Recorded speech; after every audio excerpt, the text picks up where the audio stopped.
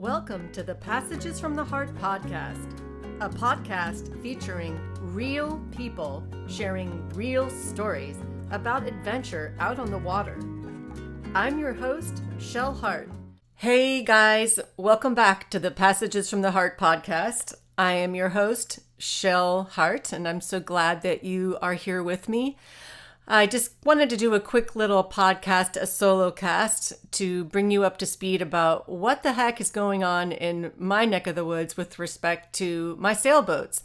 I think if you've checked out the last two episodes of my podcast, the one that was recently with Paul Trammell of Offshore Sailing and Cruising, as well as his podcast, Dream Chasers and Eccentrics, as well also as with Jerome Rand of Sailing into Oblivion, which is episode 20. And we talk about the current boat market and some of the shifts and trends that I've been sort of keeping an eye on the last several months, probably I would say since early January. But to be honest, I've been sort of watching this market for years, even prior to COVID. So there's some things that I shared in that episode that I might just sort of briefly touch upon here too, as it pertains to what I'll be talking about, which is why the deal fell apart on the trade that I had lined up for my Compact 25, my 2002 Compact 25, and I was going to trade for a 2005 Compact Horizon Cat. So yeah, in episode 19, I let the cat out of the bag, as the saying goes, about the trade negotiations and the works, and things were looking very promising. And then the next episode with Jerome, episode 20, I let the audience know that the deal fell through. So what happened? And I just kind of want to tell you about my experience with this, because I'm hoping that maybe some of the things that I went through could be helpful to anyone else out there who's considering selling a boat and instead of actually exchanging funds for said vessel, maybe exchanging or trading rather for another vessel, one vessel for another, which in principle I think sounds really cool. In fact, in my ad when I listed my Compact 25 for sale, and I did use two websites for that. I used sailboatlistings.com, and then I also listed on sailingtexas.com. So no Facebook for me, no Craigslist. I didn't go those routes. I did not go the routes of the more commercialized sites like boattrader.com or boats.com. And then, of course, as I mentioned on the podcast with Jerome in episode 20, the yachtworld.com website, to my knowledge, I believe is only for brokerage listings. So as a private seller, I couldn't have listed her there anyway. But speaking of the boats.com and boattrader.com, I also forgot to mention in that podcast with Jerome why I did not list on those sites. And that's because it was a little pricey, folks.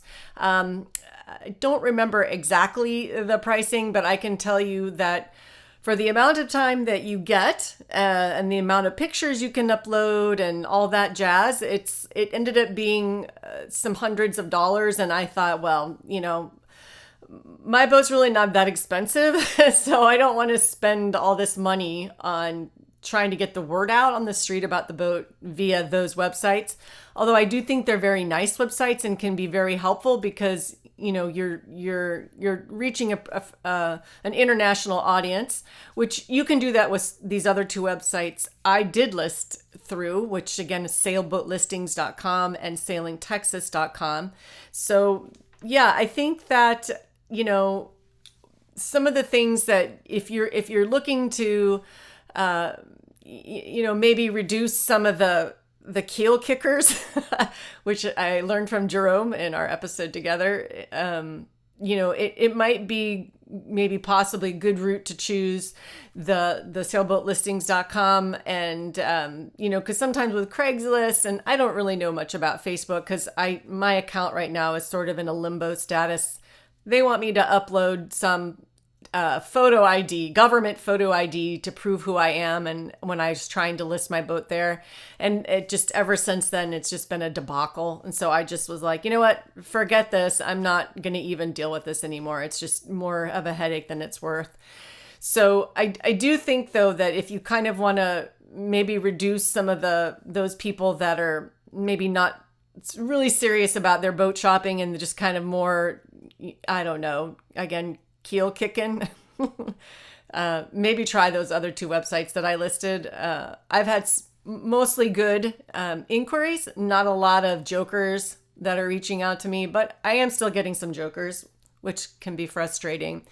So in my ad, though, I had written that I would be open to a trade or partial trade, and I had noted that I was interested in two compact models. Both are gaff rigged, day sailing catboats. So one was the compact Suncat, and that boat's 17 feet. And then the other boat is a compact Sunday Cat. So the difference being that one is a cabin model and the other is more of a day sailor, true day sailor model, because it has a huge cockpit, comparatively speaking, to the compact Suncat, which, you know, has an actual cabin with berths you can sleep in, and yeah. So it just kind of depends on what you want to do. But my main reason that I was seeking out those particular models is because one of the things that I've learned in the last 5.5 years that I've gotten back into sailing, as an older middle-aged adult, I'll say, a mature middle-aged adult, is that, you know, some of the things that you need to do with respect to physical strength on a boat is sometimes a little bit daunting for me to do on my own. And the other thing that I've learned is that asking for help can be a little problematic where I live locally, because there's really not much sailing culture here. Even at the marina where I keep my Compact 23, there isn't anybody there who is a sailboat person, if you will, professionally speaking. And there is some, quote unquote, a guy that's like across the street that, quote unquote, knows some things about sailboats that could help you. But it's all very, anyway, I won't go down. That's another story. But there's just not a lot of help. So if you want to, you know, step the mast or unstep the mast on a Compact 23, it's not an easy peasy job. I mean, some people have mast rigging systems that they rig. Some purchase them from Compact directly. As you know, Compact is no longer in business as of April of this year, which is devastating and a huge blow, especially to the Compact community. But I feel personally just to the sailboat industry in general, 51 years of operation, it's really sad to see them not in business any longer. So I don't know if it's possible that there are any parts that, well, the word on the street that I heard is that there is a company that is, I think, selling some compact parts. I don't remember the name of that company offhand, but I know that they did put a post up on the Compact Yacht Owners Forum website, the CPYOA I think it's .org, or it might be .com, one of those two. And there is like a kind of a hello, hi, we're this business and we will be carrying some of these compact parts sort of thing. Don't know if the mast rigging kit that they made for the various models is one of those things. Not sure about that. But the Sunday Cat and Suncat are boats that you can easily step the mast yourself, even in little old me, little old lady like me, because the mast is hinged and it has like a little built-in sort of gin pole, if you will, that helps you essentially raise the mast as if it were a sail. So it's a lot more user-friendly and, you know, just something that really appealed to me because I'm a little bit feeling worn out, relying on outside help for maintenance of my boat. And if you watch my videos in the past on my YouTube channel, which a lot of those are no longer available because that's another story, but I don't have a lot of that content published, or it's hidden, in other words. But I I did used to post a lot of videos about the work that I did on my boats. So I'm not just somebody who wants to have somebody do it all for me and I just go out and sail. No, I'm not that at all. I love learning about how to take care of my boats, everything from painting the bottom of the boat with anti-fouling to installing new standing rigging, whatever you name it, A to Z, all that in between. But the truth of the matter is that sometimes these are things that I will say are beyond the scope of my know-how. And sometimes I do feel comfortable exploring YouTube as a solution for a how-to sort of situation.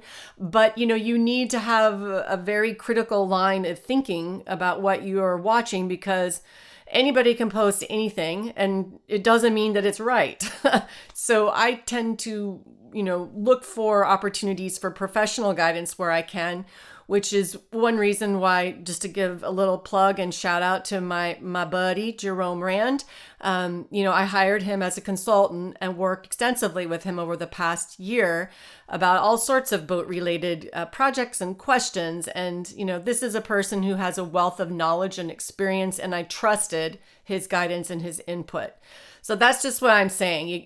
With the YouTube thing, there's a lot of, I'm sure, trustworthy sources, but, to someone who doesn't really know what they're, necessarily looking for, or you don't know if that's the right way or not the right way. And I do have some knowledge, but I don't have all the knowledge, right? So, maybe at least for me, I just feel more comfortable going with someone who is as a pro. So anyway, that was really the impetus behind my decision to list those two particular models as a potential trade for my Compact 25.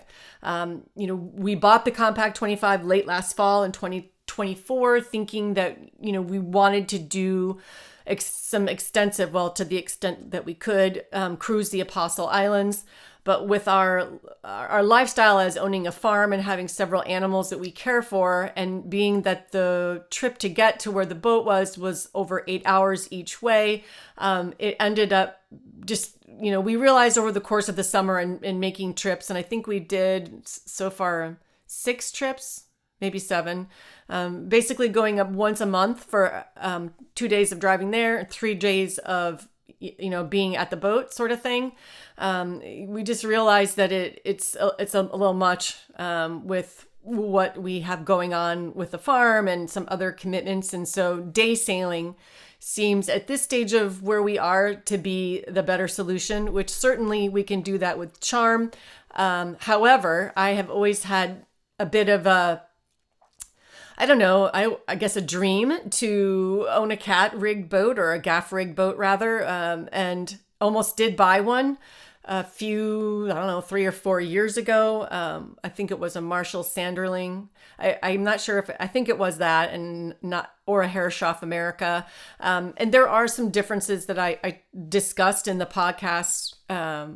I think I'm not sure if it was with Paul or Jerome. I think it was with Paul in episode 19, where we talk about some of the differences in the cat boats, the traditional cat boat versus the cat boats that Compact built, because there are some significant differences. And I did speak with, I won't name the name of the business, but they're a very popular traditional cat boat manufacturer, builder. And they basically let me know that the Compact cat boats aren't really cat boats in a nice way, friendly way. Traditional cat boats do have barn door rudders. They have a centerboard, but they don't have like a fin keel or a full keel, or they don't have any of that. It's movable ballast that's in the bottom or the bilge of the boat. So anyway, these two models appealed to me. The inquiry that I got, though, was that this person had a Horizon cat. So there are 2 Horizon cat boats Compact made.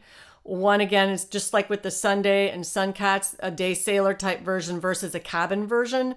The Horizon cat is the cabin version, and it has a little galley, just some more accoutrements, if you will, compared to what the Horizon day cat, which again had the huge cockpit so that you could have lots of people on board and go for a day sail. But there is a little cabin. You can put a porta potty and whatnot. And actually, I did see one in person a few years ago, and you could sleep on it. In the cabin in the Horizon Day Cat, it's a 20-foot as opposed to 17 feet like the Sunday and Sun Cats are. But again, the cabin version is the Horizon Cat, and that's the one that this particular person had asked if I would trade for. Well, this boat, so it's 20 feet long. It has the hinge mast. It's not quite as easy probably to raise and lower as the Sunday and Suncat models, but still a lot easier than on my 23 and certainly immensely easier than on the compact 25. I was interested at first, but one thing that did kind of hold me back was the inboard diesel engine. So while that may be a huge plus for many people, again, our plan was we probably weren't going to keep this boat on Lake Superior. We were probably going to bring it down here locally where we are, to our local inland Corps of Engineers lake. And so there's no diesel mechanic there. So that made me feel hesitant. But being the dreamer that I am, there was a part of me that thought, well, maybe we shouldn't completely just give up on our Lake Superior dreams. And, we really love it up here.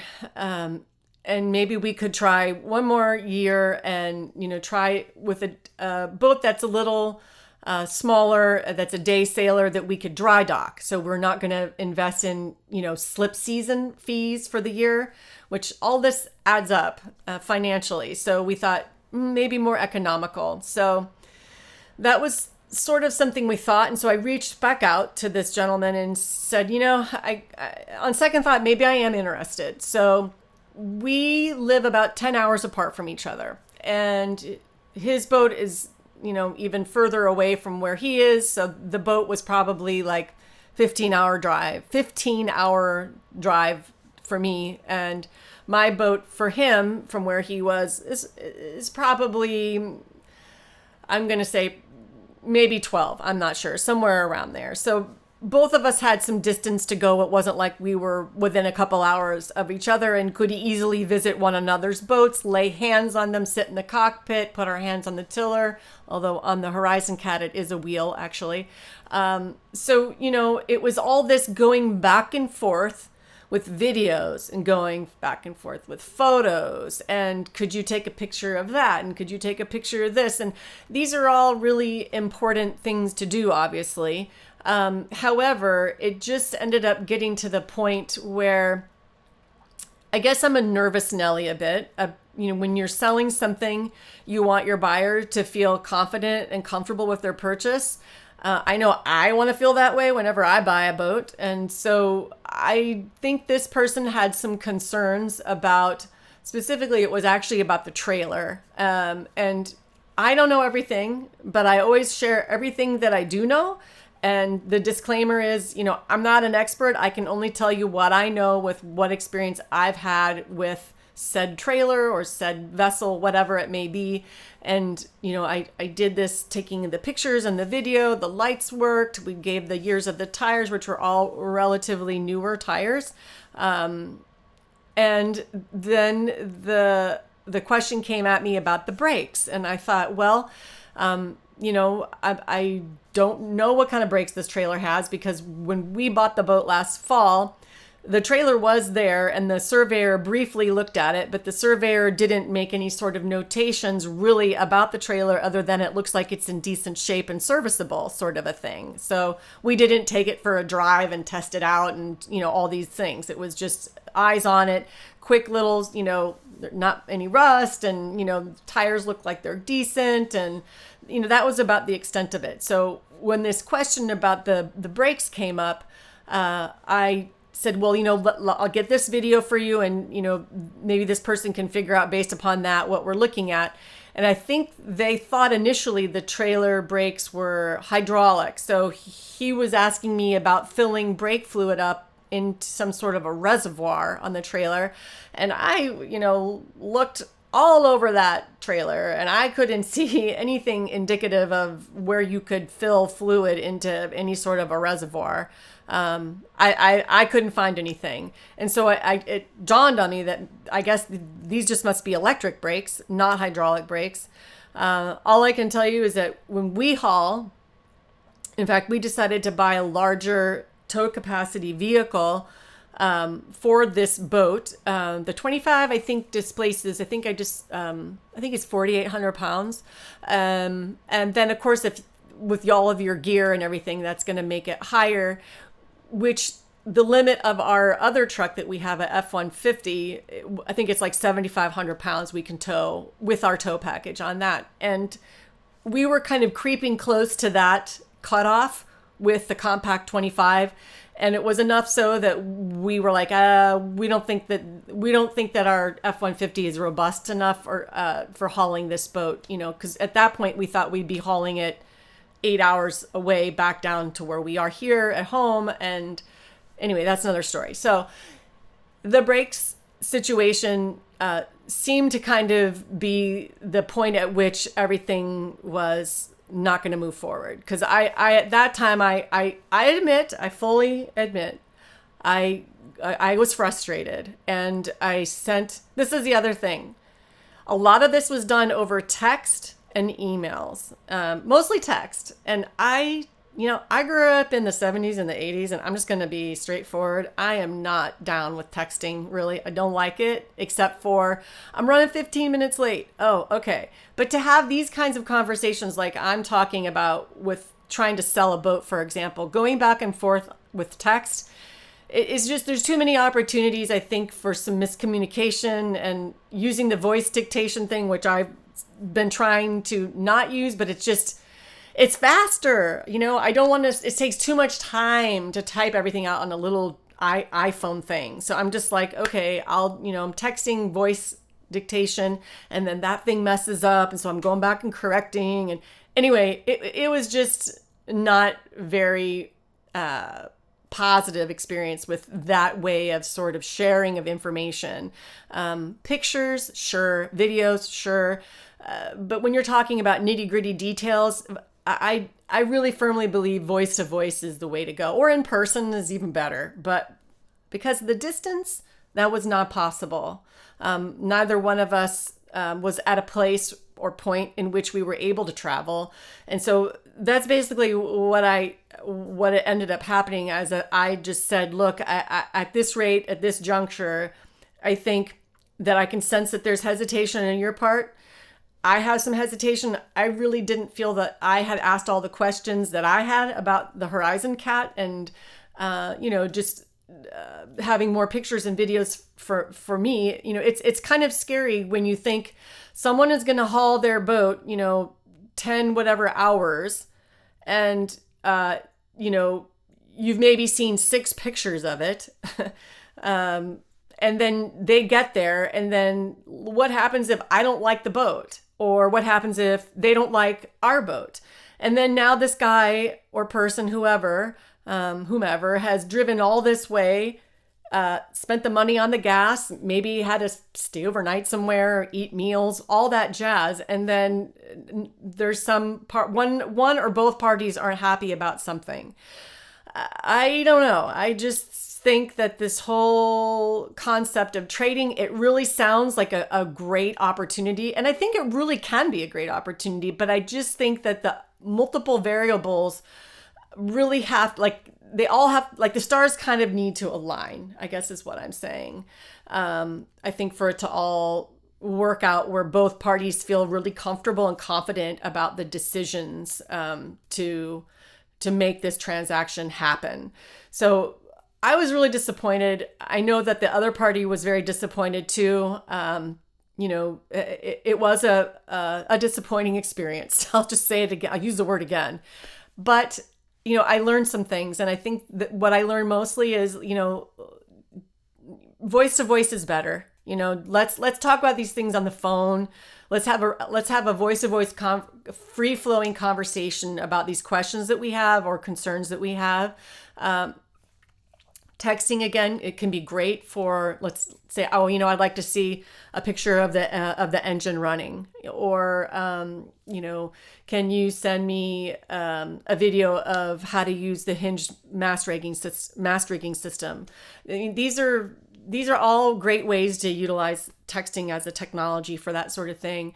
But when it comes down to negotiating terms of sale or trade, who's this titles, registrations, there's all sorts of things that come into play. And it's just, like I said, I think unless you're within close distance to one another, I just think it makes a situation like that more complex and complicated, and, fall through the cracks sort of thing. And then the deal just falls through, which is very sadly what happened in my case. So having said all that, Solitude, my 2002 Compact 25, is listed for sale again. She can be found on the sailboatlistings.com website. And if by some weird coincidence what would happen that there is maybe one of those 3 models of boats, or even the Compact Horizon Daycat. I love the one that I saw in person here for that. Maybe I would be open to a trade again if it was like a local situation where you could, or more local, somewhat local. At least you could, see the boats in person, and everybody could get their questions answered, get their own visual inspection of the boat. I do think that's really important. I again, don't want to see someone, myself included, go to all the effort to, prepare the boat for travel, and then travel all the way, and then only to find out that, this I wasn't dotted, or that T wasn't crossed, or whatever can happen happens. So yeah, that was in a nutshell the experience with that situation. And onward and forward, as people will tell you when they go through something that maybe might not be so pleasant, but always a learning opportunity for sure. So yeah, just a quick podcast just to bring you up to speed on that situation. And I'm looking forward to connecting with some future guests and sharing some more amazing, awesome interviews. It's so much fun to meet people by doing this. I cannot even express enough how much so. It's just a great way to, not only just meet people out in the world there, but make new friends, establish new connections. And, it's great to build that network, that community up, if you will. That's why I do this. It's to build community, to share knowledge, experience, learning experiences from all these different people that have come on the show. They all have so many great things that they have shared with me, and then in turn have shared with you. So I hope you're enjoying these podcasts. It would really mean the world to me if you would consider following the podcast. I'm recently new on broadcasting, publishing. I'm not sure. I guess both words may be applicable on all the Apple Podcasts, the Spotify's, all that jazz on the RSS feed, I think is what we'll call it. So it's not just YouTube anymore. I just used to only do YouTube with the podcast, but with Jerome Rand's help, so it's not only just sailing that he works with me, but he's helped me a lot with getting this podcast onto this RSS feed platform sort of deal, so that I can be available on all these major broadcasting platforms again. So yeah, please consider following the show. Please definitely check out the YouTube versions. Most of the time I have the actual video of the calls that I do with my guests. So we use Zoom, and so you can see us chatting, our faces, if you will, and then I often always include, pictures and video footage of my guests, so that you can sort of get familiarized with the things we were talking about and learn more about them and their background. And then, of course, last but not least, I'm a writer. That's what I love to do. I love sharing stories. And for the last, 5 years or so, I've been blogging about my returning to sailing, coming back home to sailing after having been away for many years. So it's been quite the experience, quite the journey, and I wouldn't trade it for anything. I feel so blessed and so grateful to have had the various boats that have come into my life, the things that they've taught me, and just to be able to get out on the water and reconnect with that part of myself that for so many years I neglected. I mean, that I feel really a bit sad about that, but the good news is that, that's all in the past, and I've reconnected and just moving forward with that. It's been absolutely an incredible experience. So I write about those things, as well as on occasion share videos, not as many videos as I used to. And that website where you can find my blogging and other little things that you can learn about me, I guess, it's going to be passagesfromtheheart.wordpress.com. If you are enjoying my podcasts, please consider following and or subscribing to my show. Your support truly means the world to me, as well as inspires me to keep bringing you stories from others out there with a passion for getting out on the water. Until next time, fair winds.